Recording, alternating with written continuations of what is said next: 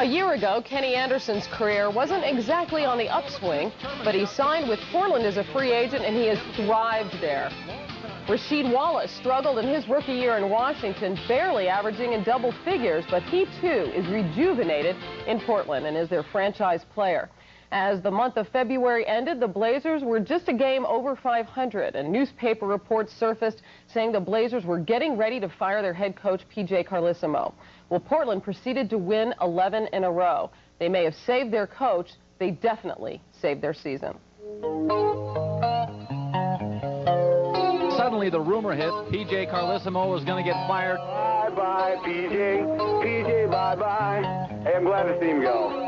And the stories all broke on the East Coast, and you know, everybody here was asking questions about it, and our people in Portland said, you know, no big deal, don't worry about it. Well, obviously PJ has not been fired, and you know, as you guys all know, I don't comment on rumors and speculation. From the outside community, it looked to be more of a story than it was, and it looked to really be a, you know, an obstacle for us to deal with. Now 6-0 since a couple of newspapers reported that PJ would be fired. The winning streak alive.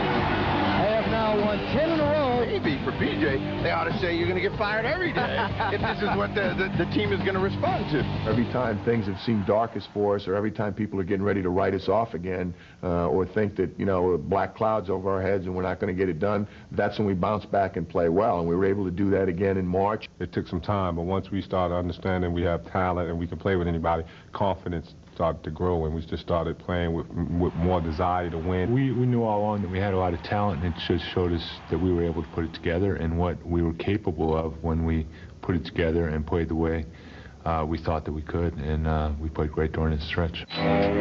Much of the Blazers' success can be credited to the offseason acquisitions of Kenny Anderson, Rasheed Wallace, and Isaiah Ryder, three players who arrived with questionable reputations. We didn't prejudge, they didn't prejudge. We said, let's come in, let's start all over. And I think for all three of our new guys who were all in the starting lineup, it's been very positive. I mean, for JR, it's going to be his first time in the playoffs. He's had an excellent year. I think he's put behind him a lot of the things that happened in Minnesota, and he's had a very productive year, and I think he's going to have a great playoffs. For Rasheed, it was a chance to be a starter, play on a regular basis, become more of a go-to guy, get out a little bit from under the shadow of those other great young players they had in Washington, and he's just blossomed, and he's played very, very well. Rasheed's had a tremendous year over last year, and he's been a great plus for us. Kenny's come in, played great. Now Kenny on the drive. Beautiful penetration, and Broadway Kenny takes it right down the middle of Broadway. I love it here. I love it here. It couldn't be a better place for me. And the fans, we play in one of the best arenas, Rose Garden, one of the best owners. It couldn't be a better situation for me. It's only going to get better.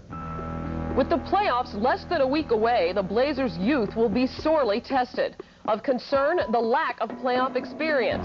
Veteran Cliff Robinson, who has traditionally struggled in the playoffs, is the only starter to see extensive postseason action. The only way you can learn the experience is to play, to go through the fire. Ain't nothing Cliff can tell Jermaine O'Neal.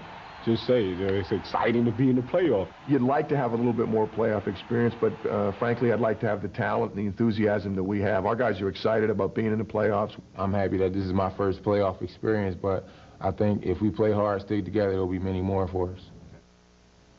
For all of their youth and talent and enthusiasm and energy, the fact of the matter remains that every starter on this Portland team has been benched at some time this season for disciplinary reasons. Is the volatility a concern going into the playoffs? Hannah, it's a dangerous team. There's no doubt about that. I don't think there's any opponent in the Western Conference that's saying, hey, I can't wait to get a hold of the Blazers. At the same time, they're very dangerous to themselves. They're so young, they're so fragile, yet so combustible. It's a team that seems to thrive in adversity. It's as if they're saying to themselves, the more disruptive we make things, the more unstable we make things, the better off we'll be. And Isaiah Ryder seems to be the biggest culprit.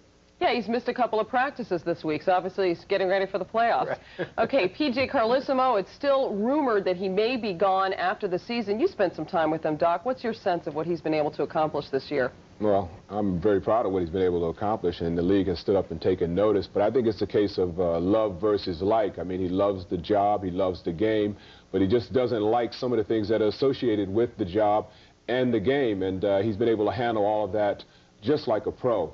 I think that in PJ's situation, I asked him when I had dinner with him about who his MVP was, and he gave Kenny Anderson some props and Rasheed Wallace, but I think he attaches equal value to all 12 players, a lot like Red Auerbach used to do with the old Celtics. You know, and through all of this, the Blazers have remained remarkably consistent. They're in the playoffs now for the 15th straight season, and that's the longest string of any team in the NBA. Most of you will see the Blazers host the Lakers as LA tries to win the Pacific Division today. We'll keep you updated on all of the games. Some of you will get the showdown in Cleveland between the Cavs and the Washington Bullets. Winner gets into the playoffs and gets the Bulls. Still others will see the Rockets try to wrap up the 3rd spot in the West. The NBA on NBC continues after these messages from your local station.